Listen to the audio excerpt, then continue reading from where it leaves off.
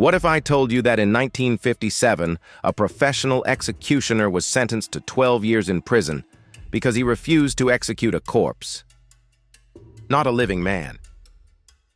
A dead body. This is the true story of the executioner who wouldn't kill the dead, one of the strangest and most terrifying tales in criminal history. His name was Victor Harlan, a quiet, methodical man who had executed over 200 people in his career.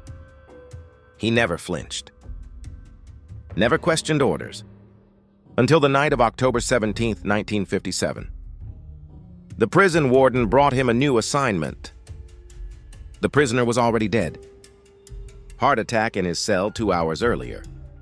But the state still wanted the execution to go forward. They wanted the body strapped into the electric chair and fried anyway. Victor looked at the corpse on the gurney. The body was already cold. Rigor mortis had started to set in. He shook his head. "I won't do it," he said. The warden was furious.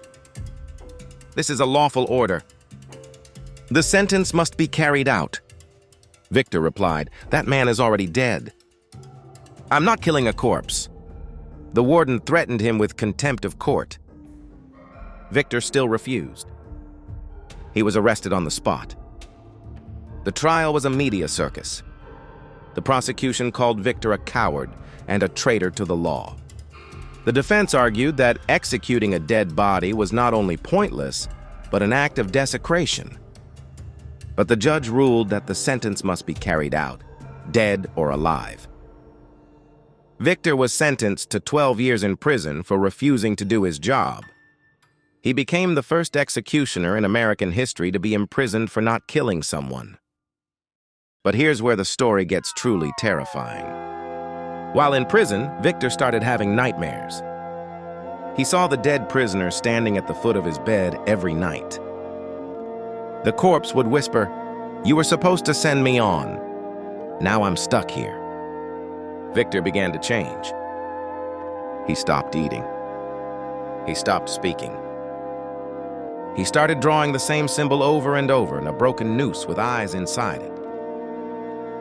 The prison psychiatrist wrote in his report, "He believes the dead man is still waiting for his execution, and that something else is coming to collect him instead." Victor Harlan died in prison in 1969, exactly 12 years after his sentencing. On the night of his death, every light in the prison went out for 47 seconds. When they came back on, Victor was dead in his cell. His body was sitting upright. His eyes were wide open.